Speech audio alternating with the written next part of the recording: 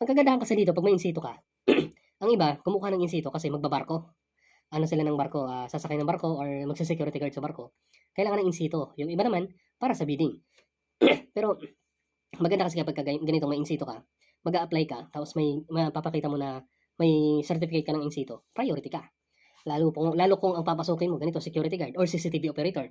Kasi CCTV operator ka, may CCTV operator ka, may insito ka na sa security, lalo kung may certificate ka pa ng CCTV operator. Ayan, so welcome back sa ating channel. So for today's video, pag-usapan natin or i-share ko sa inyo ano ba yung mga pinagdaanan namin para makakuha ng in situ certificate. So ito nga pala ay reviewer ng in situ. Ayan, nakuha namin mismo to sa TESDA. So ito ang iti-take up nyo doon. Yung mga nandito na questionnaire, na mga katanungan. So sa video ito, iti-take up ko sa inyo kung ano yung mga kasagutan doon sa tanong. Kasi sa reviewer na to, may mga nakalagay na na-answer. May mga answer na siyang nakalagay. Oh. May mga check na siya na nakalagay. So yan ang pag-uusapan natin. Mas maganda kung may hawak kayong ballpen para ma-take notes nyo yung kung ano yung kasagutan dito.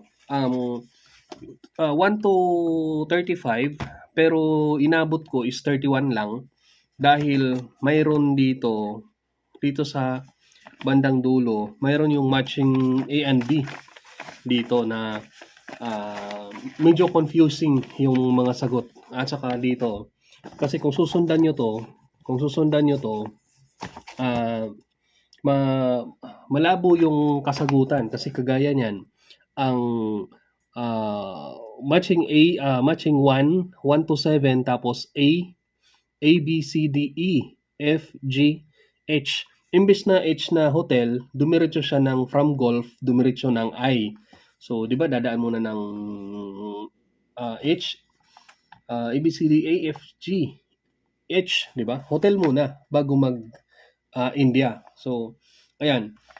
Tapos, yun nga.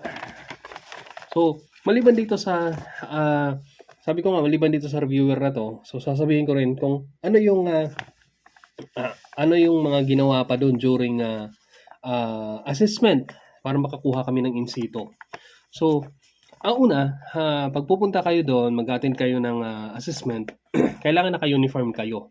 So, pag sinabing naka-uniform type A, yun yung suot nyo yung mga paraphernalia nyo. Yung paraphernalia lahat. Kahit hindi na daw, dalhin yung Pershing cap, sabi doon sa pinag-reviewhan namin, pinag-takean ng in situ, kahit hindi na dalhin yung Pershing cap, at saka yung belt, yung mga holsters ng belt, kahit hindi nyo nadalhin yan, isuot nyo lang yung belt mismo. Kahit hindi nadalhin yung mga belt, yung mga yung mga holster ng firearm holster, yung mga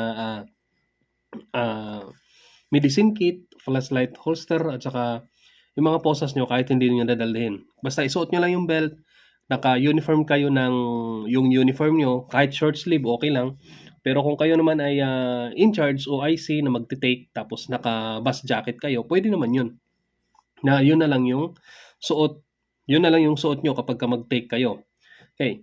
Tapos, yun, yung sapatos nyo, yung medyas nyo, yun ang suot na, yun ang kailangan na suot nyo kapag mag-take kayo doon sa pagkuha ng in situ. So, ito yung reviewer na to. So, nag-take kami nito nung nakaraang buwan. Hindi ko lang tanda kung anong date. So, ngayon lang kasi ako nagkaroon ng time na i-share sa inyo sa kung paano to, paano pinagdaanan namin doon. So, first, ayun nga, kailangan, maganda kung magte-take kayo ng in situ, mayroon kayong, syempre, tayo bilang security guard, alam naman natin na yung 11GO is daily na natin ginagawa yan. 11GO, kasi itatanong yan, may mga itatanong sa'yo ang assessor. 11GO, magbigay ka ng ilan sa 11GO. So, ikaw, kung kabisado mo yung 11GO, sabihin mo kung ano yung alam mo sa 11GO. Tapos, hindi ko alam dun sa ibang assessor kung pati pa yung Code of Conduct, Code of Ethics is tinatanong pa nila. Tapos, syempre, yung proseso sa pagiging security guard, ano ba yung right, yung tamang manner if in case papasok ka ng isang room. So, yun kasi, ang mauuna kasi is oral. So, kasama yan dito, yung magiging oral na yung oral, yung questioning. Yan, andito yung mga questioning na yon. So, doon ang mangyayari doon is ang ginawa sa amin palabunutan, bubunot ka doon ng ah, bubunot ka ng 3 tapos ipapagawa sa'yo kung alam mong gawin 'yon. Pero bago 'yan mabalik tayo do'n sa sinasabi ko na, ah, pagpasok mo ng pinto yung formal or yung proper, pagpasok mo ng pinto anong gagawin mo do'n sa isang room siyempre nando'n yung assessor. 'Di ba ang ginagawa naman natin if in case, papasok tayo sa isang room, lalo kung mga opisyal natin ang nando'n, ang ginagawa natin kakatok muna tayo sa pinto 3 beses, tapos sasaludo, "SG ganito, permission to enter the room." So gano'n yung gagawin mo. Then kung sasabihin naman na ni assessor na, "Okay, you may come in," baba mo yung kamay mo, punta ka do'n sa kanya, stand straight ka, tayo ka, makinig ka sa kung ano yung sasabihin ni assessor.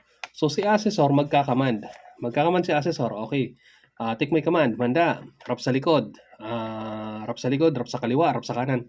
So ipapaano sa'yo 'yan, ipapagawa. Sasabihin sa'yo, "Pugay kamay, kalpatakda, lakad pasulong." Papagawa sa'yo 'yan. Tapos, yung pagpagawa sa'yo ng ganyan is kasama na kasi 'yun, kasama na sa, exam na ipinapagawa ni assessor. Tapos sabi ko nga kanina meron kayong palabunutan do'n, may mga gagawin kayo na may mga gagawin kayo do'n sa nabunot. So, halimbawa, medical, papaano mag-first aid, sabihin natin. Papaano mag-first aid, 'yun ang nabunot mo. So, gagawin mo 'yun sa kung papaano mag-first aid. Kung maganda, kung ikaw ay may knowledge na sa kung papaano mag-first aid. Ang masaklap kasi do'n, hindi mo alam kung anong proseso ng first aid ang gagawin. Kung mabunot mo ang spine, yung ihihiga mo yung pasyente, tatalian yung naka-spine board. So, di natin alam kung yan ang mabubunot mo. So, tapos, andyan yung first aid na nabalian ng buto sa paa. So, ang gagawin mo is magpapakilala ka muna doon sa pasyente. "Ma'am, ako si ganito, i-first aid kita, ganito, tatalian natin ang iyong paa ng ganitong bandage para hindi masyadong masakit." Tapos 'yun, yung mga ganyang ipapagawa sa'yo, maaari mo rin mabunot yung option na kung papaano yung yung binubomba na pasyente. CPR, maaaring 'yan ang mabunot mo, maaari din na basta marami kang palabunutan do'n. So, tapos andiyan yung maaari mo din mabunot yung papaano magposas ng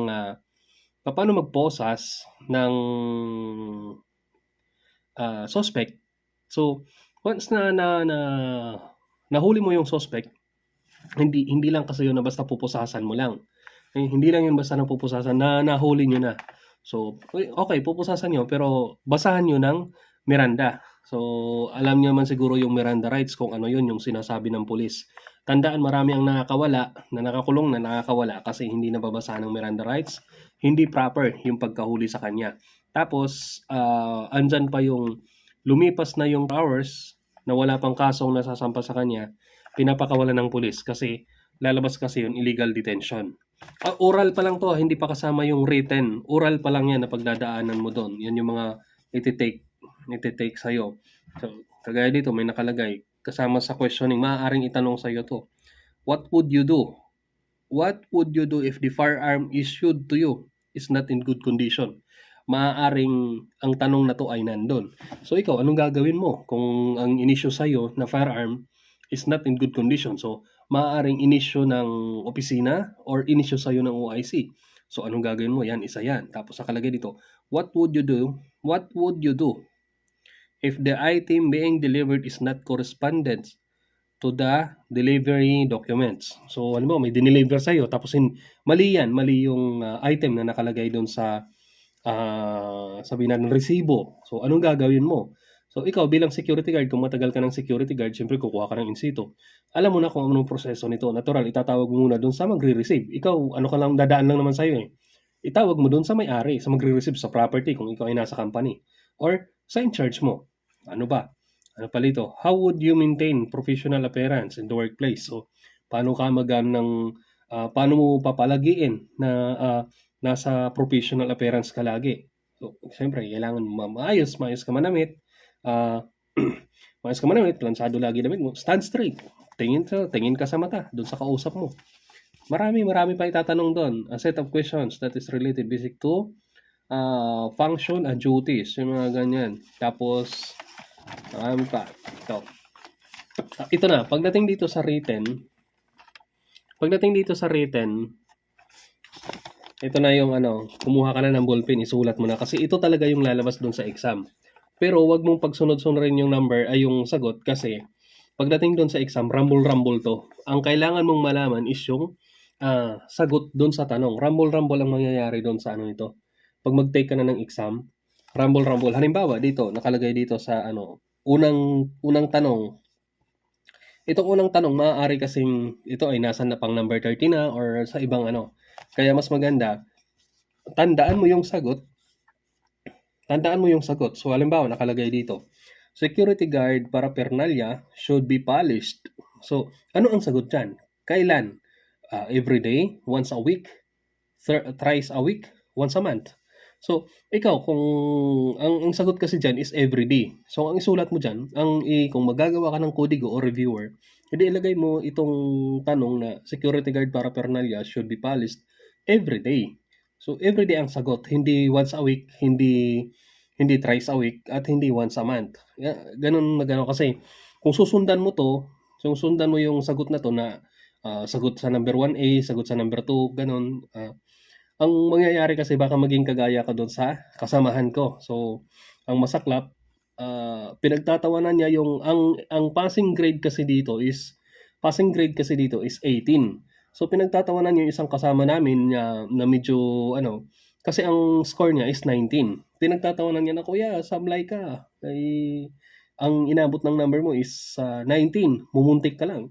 Tapos, nung tinawag yung score niya, kasi sasabihin sa inyo, pagkatapos i-check yung sagot nyo, nung tinawag yung number niya, ay pangalan niya, ay yung score niya, 18. Kung nagkamali pa siya ng isa, laglag, retake. So, hindi ko alam kung bakit 18, kung dito ba siya nagkamali sa written or doon siya nagkamali sa oral. Kasi ang nabunot niya is sa kung paano i-operate yung fire extinguisher. So, nabunot niya yon. So, ang fire extinguisher naman kasi para i-operate lang is PASS. Yung pull the pin sa fire extinguisher, paano i-operate pag may sunog. Pull the pin, squeeze yung yung lever, tapos yung pag-swipe doon sa sunog. Aim, pass, pull the pin, aim, tapos squeeze, tapos swipe. Yun ang proseso ng fire extinguisher. Kaya lang, kung ano kasi ang tanong sa inyo doon, kung ano yung sagot sa tanong, yun lang yung sagutin nyo. Hindi yung kung ano-ano pang sasabihin nyo na hindi naman related doon sa katanungan or hindi nakasama sa itinatanong. Ang itinatanong lang kung paano i-operate, hindi sa kung paano papanatilihin na magtagal yung fire extinguisher. Kaya lang sinabi niya pa, ay ma'am, may idadagdag pa ako dyan. Sabi niya, may idadagdag pa ako dyan. Inaalog kasi yan ma'am para yung chemical is hindi matuyo. Which is, tama siya. Pero hindi naman kasama sa tinatanong yun. Tapos ay dapat nga yung fire extinguisher nyo hindi nakalapag sa sahig. Dapat nakabitay yan or nakasabit para yung chemical hindi na doon sa ilalim, hindi na namumuo. Tapos inaalog nga daw. So, kung ikaw assessor, hindi naman kasama sa tanong 'yan na parang tinuturuan ka pa, anong gagawin mo? Kung kung ikaw ay magsusulat ng score diyan sa oral, so anong gagawin mo? Ipapasa mo ba or hindi ko alam kung bakit 18 lang ang nakuha niyang score. So, ayan, ang kagandahan kasi dito pag may in situ ka, ang iba, kumukuha ng in situ kasi magbabarko. Sila ng barko, sasakay ng barko or magsa-security guard sa barko. Kailangan ng in situ. Yung iba naman, para sa bidding. Pero, maganda kasi kapag ganitong may in situ ka, mag-a-apply ka, tapos may mapapakita mo na may certificate ka ng in situ, priority ka. Lalo kung ang papasukin mo, ganito, security guard or CCTV operator. CCTV operator ka, may CCTV operator ka, may in situ ka na sa security, lalo kung may certificate ka pa ng CCTV operator. So yan, punta tayo dito sa number 2. Ulit, isulat nyo para yon ang i-review nyo bago kayo mag-take ng exam kasi ito talaga yung lalabas sa exam. Number 2. as emphasized by RA 5487, service uniform consisting of fast navy blue, short sleeve, shoulder strap, two breast with cover flaps, and navy blue front flaps tucked in is a uniform required for.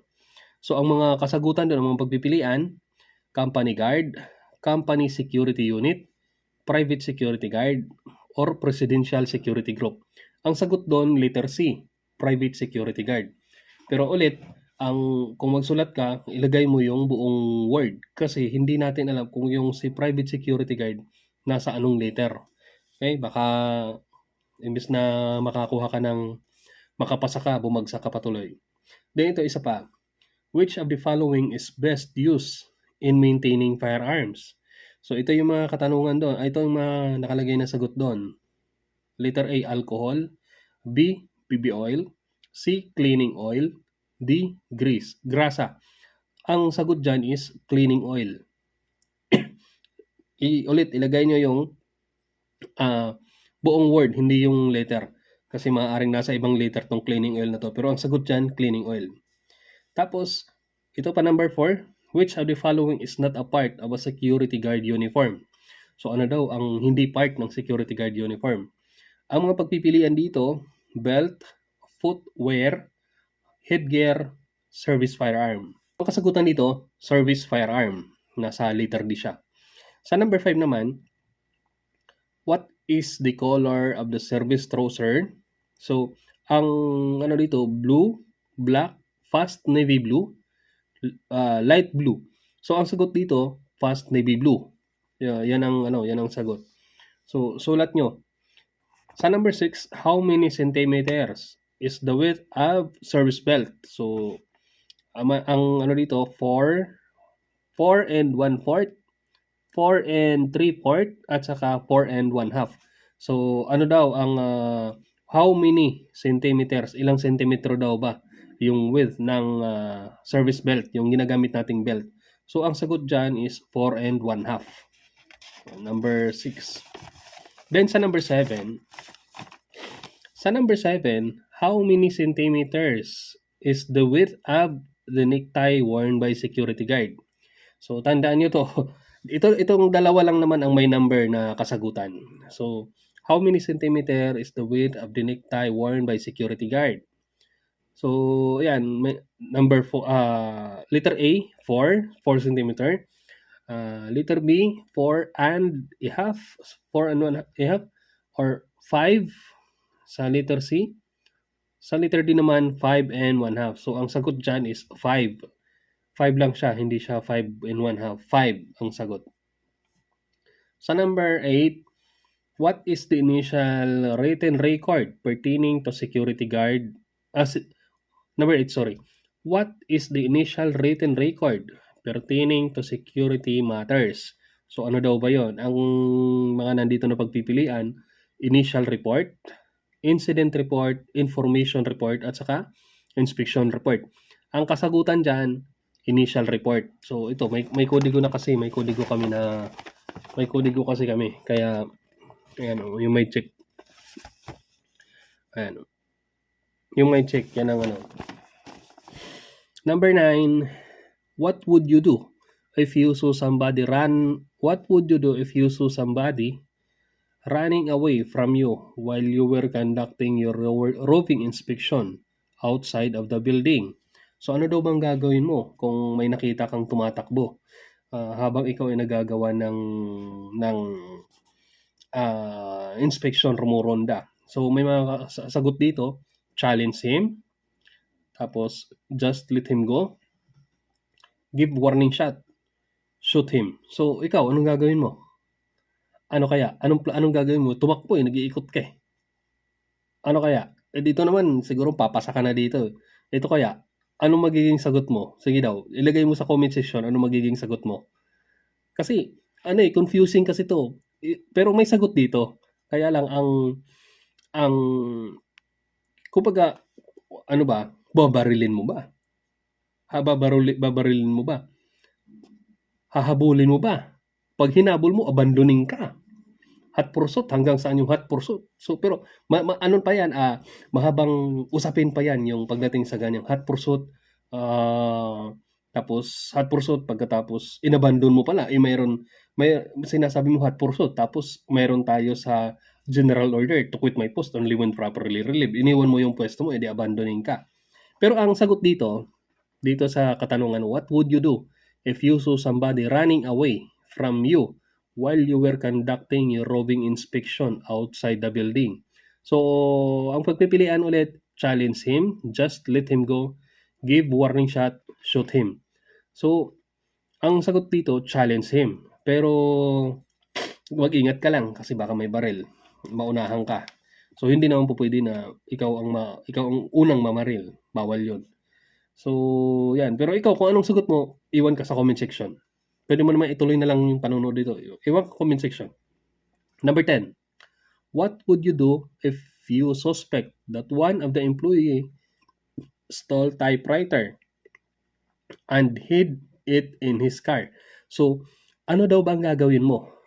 Anong gagawin mo kung nagsosuspect ka sa isang empleyado nyo na nagnakaw ng typewriter at itinago sa kanyang sasakyan? So, anong gagawin mo? Ang pagpipilian dito, report to your superior, report your suspicion, investigate the issue, search his car, arrest him.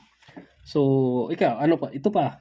Itong katanungan pa to, anong number 10? Ano ang sagot mo kung sakali? Kung sakali lang ha. Pero ang sagot kasi dito na nakalagay, search his car. Nakalagay, search his car. Kung may duda ka, kung nagdududa ka na siya ay nagnakaw ng typewriter, nilagay sa kanyang sasakyan, so search his car. Pero ikaw, ano bang report your suspicion? Gagayan bang gagawin mo? Kung sakaling hindi kung hindi eksakto ng in situ, anong gagawin mo? Anong magiging sagot mo? Arrest him? Search his car. Pero ang kasagutan dito sa number 10 na kung anong gagawin is to search his car. Ito naman, number 11 tayo. What evidence can stand alone, not contradicted, not impacted, and sufficient to establish allegation or point of law? So, sa number 11 na katanungan, so tandaan nyo yung katanungan, tandaan nyo yung sagot. Hindi yung sa kung ano yung letter yung sagot kasi maaaring mag-rumble-rumble. So, ang mga kasagutan na nakalagay doon, circumstantial, corroborative, cumulative, prima facie. So, hindi ko alam to, pero ang nakalagay kasi na sagot dito is prima facie. Sa number 12 naman, sa sunod na tanong, what is used to record all the guard activities and observation during his tour of duty? So, yan, siguro naman, alam yung logbook ang pinag-aanohan yan. Pero ang pagpipilian kasi dito, notebook, logbook, operations journal, declare. So, ang sagot dyan, logbook. Okay? Tapos, dito sa sunod, pang 13 na tayo. Which of the following is the process of preserving information obtained by the guard while on duty and while performing his specific function? So, ang mga pagpipilian dito, collecting, interviewing, observing, recording. So, ang kasagutan dyan is recording. Tapos, sa number 14, what is used for recording performance of routine function? Ang mga pagpipilian doon sa tanong na to, what is used for recording performance of routine functions? So, ang pagpipilian, notebook, logbook, operations journal, declare. Ang sagot sa tanong na yan is operations journal. Tapos, dito tayo sa sunod, 15. Kalahati pa lang tayo. 15. What is used to record all the guard duties? So, ito, nandun na to kanina. Logbook ang sagot. Yan pa rin yung kaninang tanong. Which of the following documents contains the daily activity of a security guard? So, ang mga pagpipilian mo doon, contractor's lag, material pass lag, shift lag, vehicle lag. So, ang sagot dyan, shift lag. Tapos ito pa, sunod, what is the process of finalizing notes taking wherein the is important element of report writing is present? So, ayan, collecting, interviewing, report writing, recording. Ang sagot dito is reporting. Ulitin ko lang yung tanong ha. What is the process of finalizing notes taking wherein is important element of report writing is present. So, ang sagot, report writing. Ang pagpipilian niya, collecting, interviewing, report writing, recording. Okay. Sunod tayo number 18. Which of the following is considered a civil disturbance? So, ano daw ba? Arson, earthquake, riot, robbery. So, yun yung apat na pagpipilian. Ang kasagutan dyan, riot. Then, 19. A security guard can effect arrest while on actual performance of duty by virtue of the power of. So, ano ang nagbibigay ng anong klaseng pag-aresto ang pinahihintulutan sa security guard? So, ito, authority of the PNP, citizen's arrest, duly detailed order, yung DDO, security guard license. So, ang sagot dyan, citizens arrest. Pero bago tayo magpatuloy sa number 20, dito nabanggit kasi dito yung DDO, naalala ko lang. Ito kasi doon sa oral, yung sinabi yung kanina, isa yan sa nabunot ko, isa yan sa itinanong sa akin yung DDO, ano ang laman ano ang mga nakalagay doon sa DDO, itatanong sa iyo yan. Siyempre, sasagutin mo ng kung ano ang alam mo na laman doon. Siyempre, serial number ng baril, location sa kung saan naka-address yung DDO, yung day or date kung kailan allowed or authorized na gamitin ang DDO para sa ilang araw siya, or kung lugar, sa kung saang lugar ginagamit, at kung sino yung mga taong authorized. So, tingnan nyo kung ano yung mga nakalagay doon sa DDO. Hindi naman na itatanong kung anong serial number. Kasi hindi naman din alam ni assessor kung anong ginagamit mo, foxtrot doon. Wala na siyang itatanong doon. Ang itatanong niya lang, anong mga informations ang nakalagay doon sa DDO. So, maaari kasing mabunot, matanong sa inyo yan. Okay, so balik tayo dito, number 20. A temporary care given to patient victim of an accident before the arrival of the doctor is called. So, ano daw ba ito? So, basic life support, BLS, CPR, ito yung tapos first aid or rescue. So, ang kasagutan dyan, first aid. Ang pagpipilian niya yung apat, basic life support, CPR, first aid, rescue. So, ang kasagutan dyan is first aid. Then sa 21, what do you call a concerned effort to employee to stop work demanding a better work-related condition and benefit? So, ano daw ba tawag doon sa ganun? Ang kasagutan, ang pagpipilian doon, lockout, strike, strike breaker, shutdown. So, ano daw ba ang kasagutan? Ang kasagutan doon is strike. Sa tanong na what do you call a concerned effort to employee to stop work demanding a better work-related condition and benefit. So, parang aklas. Hindi ko alam kung yan ba yung tamang term ng Tagalog. Nag-aklas, nag-strike. Parang ganyan. Parang makabayan. Walang ginawa kundi mag-strike. So, yan. Tapos, number 22. What is the first thing that a security guard should do when an accident happen within his or her area of responsibility? So ito, ano daw ang gagawin? Ito, isa ulit. Iwan ka ulit dyan sa comment section. Ano sa tingin mo ang gagawin? Maaaring maging magkakaiba ang sagot natin dyan sa comment section kasi magkakaiba yung pwesto na dinudutihan natin eh.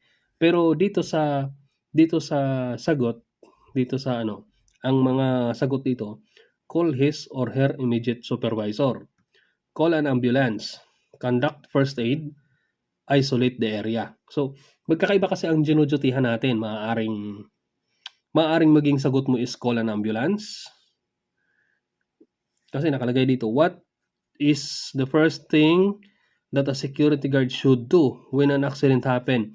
Kung employee nyo yan, maaaring ang sagot is call his or her immediate supervisor, empleyado nyo, or may mga official pa siya, call yung supervisor niya.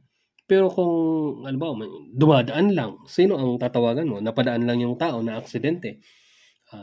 Sabihin natin na duty ka sa gate, may na-aksidente, anong gagawin mo? Sinong supervisor ang tatawagin mo kung hindi naman siya empleyado dyan sa loob? Siyempre, conduct first aid or call an ambulance or call mo yung officer mo para si officer ang mag-i-inform doon sa higher official niya. Okay? Pero ang kasagutan dito sa katanungan niyo, wag mong pagbasihan baka maging mali kayo, ako sisihin niyo. Ito yung niya. Ito yung tanong. So, ang tanong dito, what is the first thing that a security guard should do when an accident happen within his or her area of responsibility? So, ang sagot dyan, call his or her immediate supervisor. Pero kung ikaw naman ay naka-duty, depende yan sa post. Kaya ikaw, ano sa tingin mo? Iwan ka dyan, comment ka dyan sa comment section. Ayan, dito na tayo sa last page. Last na to. Ito yung sinasabi ko na andito yung matching, magmamatch-match ka ng sagot. So, dito muna tayo. Ano ang ibig sabihin daw ng hypnosis? Pag sinabing hypnosis pala. Hypnosis, ang kasagutan ng hypnosis is a brief informative summary of case. So, ito wala to doon sa ito ako na nagsagot nito. Ayan, kung makikita niyo, sulat ballpen lang yan. So, wala to, hindi to kasama sa binigay na sagot dito sa reviewer. Kaya ang sinasabi ng assessor, ang sinasabi niya is marami ang nasisiro dito pagdating dito sa matching type. Dito. Marami ang nasisiro. So, pero ito inaral ko to. Maaari siguro kayong magkamali. Dito sa sagot ko, ako sigurado ako magkakamali ako isa. Dahil mayroong kasing sagot dito mayroong tanong dito na yung kamatch niya is dalawa yung kamatch niya. Maaaring C, maaaring D. Dito sa pangalawa, conclusion. So, itong conclusion, ito kasi yung questionable yung sagot. Maaari kasing maaaring C, maaaring H, itong nakalagay dito na H, maaaring final statement maaari din na observation of opinion. So, maano yung sagot niya. Kaya hinayaan kong blanco ito. Then administrative data.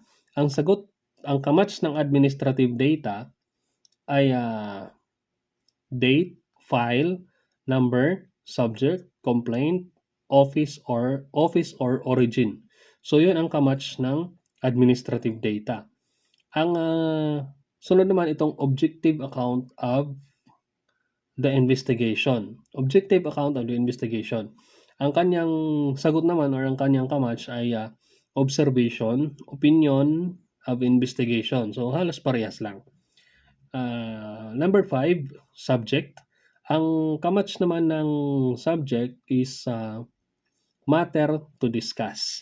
Yun ang sagot, yun ang kamatch niya.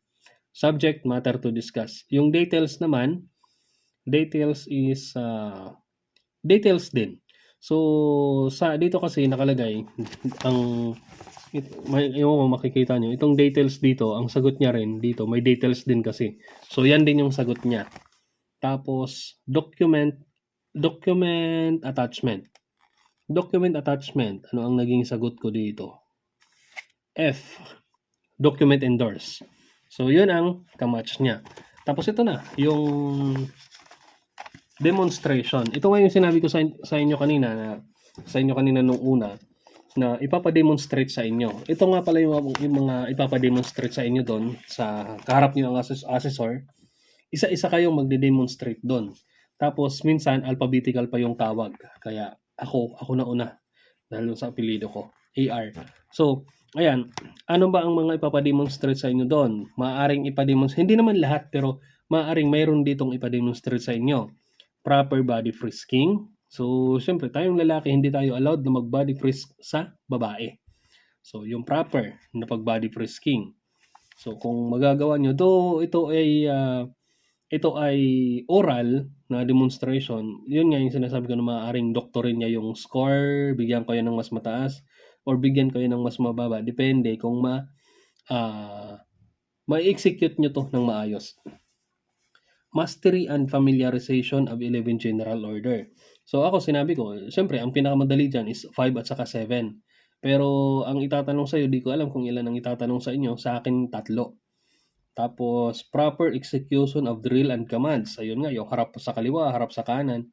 Siyempre, kasama na rin doon yung pagpasok mo pa lang na sasaludo ka na kaagad. Tapos, proper acceptance of visitor or clients. So, ayan, papa-execute din sa'yo yan. Maaaring ipa-execute sa'yo yan na paano ba kayo tumanggap ng kliyente, paano kayo tumanggap ng bisita. Ano pa ba? Proper turnover of firearms with safety precaution. May mga firearms sila doon, yung mga laruan. So ipapa-demonstrate sa iyo sa kung paano ang tama or proper na pag-endorse. Paano yung proper na pag-hand salute? Maaaring ipaano sa iyo to, ipagawa sa iyo to. How to use fire extinguisher? Ipapagawa, yun nga, yung pass, yung pull the pin, aim, squeeze, tapos swipe. Perform handicap procedure. Ulit, ang sinasabi ko ulit, kung ano yung pinapagawa sa inyo dito, huwag kang bida-bida.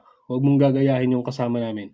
Huwag bida-bida. Kung ano yung pinapagawa, yun lang yung gawin. Hindi yung, kailangan, alog-alog pa yung fire extinguisher, hindi nakasama yun sa tinatanong. Kaya, kung gusto mong makapasa, ayaw mo na pag-initan, kung ano yung tinatanong, yun lang yung sagutin. How to use fire extinguisher? How to perform handcuff? So, ayun, yung pagposas sa tao. Siyempre, ang masaklap kasi doon, hindi lang sa pagposas pala, may sasabihin ka pa pala. Siyempre, sasabihin mo yung batas ng Miranda rights. Sasabihin mo na, ikaw ay nahuli sa salang ganito, may karapatan kang manahimik, kumuha ng sariling abogado, lahat ng sasabihin mo, maaaring gamitin sa'yo. Yung Miranda rights, babanggitin mo sa kanya yan. Tapos, babanggitin mo kung anong dahilan, bakit siya inaresto. Perform customer service, how to assist clients. So, maaaring ipagawa din sa'yo yan. So, ulit, hindi naman yan lahat ipapagawa, pero maaaring ipagawa sa'yo. Tapos ito pa, hazard identification in the AOR. So, yan, i-identify mo ano ba yung mga hazard na yan. Health hazards, kung ano mga hazards dun sa inyong pinagtatrabahuan. Perform basic life support. Yan. Paano mag-BLS. Pero sasabihin pa kung anong procedure ang gagawin mo doon. Perform basic first aid of an injured person. So ipinagawa sa akin to, yung first aid. Pero sinabi ko sa kanya, kasi ako wala talagang training. Pero nakikita ko sa kung paano mag first aid. Ang binigay lang kasi is mahaba na panyo, tali sa paa, kasi ang naging scenario is may bali yung paa. So magpapakilala ka, ako si ganito, trained ng first aid.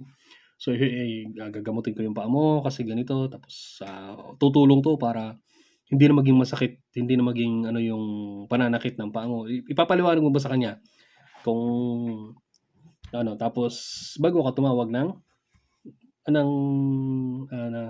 ambulance. Transport of injured patient. 1-man assist, 2-man assist, spine boarding. So, ito yung masaklap pag ito yung maghahanap ka ng, tatawag ka doon sa kasama mo, kasi ipapakita mo kung paano gawin itong spine. Ito yung nakahiga ng pasyente, nakahiga yung pasyente, i-assist mo. Tapos lalagyan mo ng sa ulo para hindi maaaring mabunot mo to, maaaring gawin sa ito. Preparing reports. So, maaari mo rin gawin yan. Maaaring ipagawa sa'yo. Proper identification of complete uniform and paraphernalia. Ayun, ito, insignia, yung badge, papa-identify sa'yo yan. Pati yung sa belt, yung kung anong mga mga holster, medical kit, medicine kit, flashlight holster, mga ganyan. Ipapa-identify sa'yo yan. Tapos ano pa? Proper use of PIN codes communication. So, yan, pinagawa din sa akin yan, yung PIN codes. So, kahit basic lang, di naman na tawag ka lang, tawag ka, R3, 76 ka, may 87 naghahanap sa'yo. 76 dyan. So, parang ganon. Ano mo lang, gagawin mo lang doon kung ano yung basic na ginagawa ng security guard. Tapos ito, yung last one, gun safety. So, ano ba yung gun safety? So, yun lang. Yun lang yung gagawin mo doon. So, ito yung reviewer. Galing TESDA. Galing TESDA pa to. So, ayan, hanggang doon lang. So, good luck sa pag-take mo ng exam. Sana mas mataas pa maging score mo doon sa 31 na nakuha ko. So, ayan, hanggang doon lang. Sana kahit gaano kahaba yung naging video na to, sana may natutunan ka at sana confident ka na mag-take ng exam mo. Ayan, hanggang doon lang. Maraming salamat. Thank you.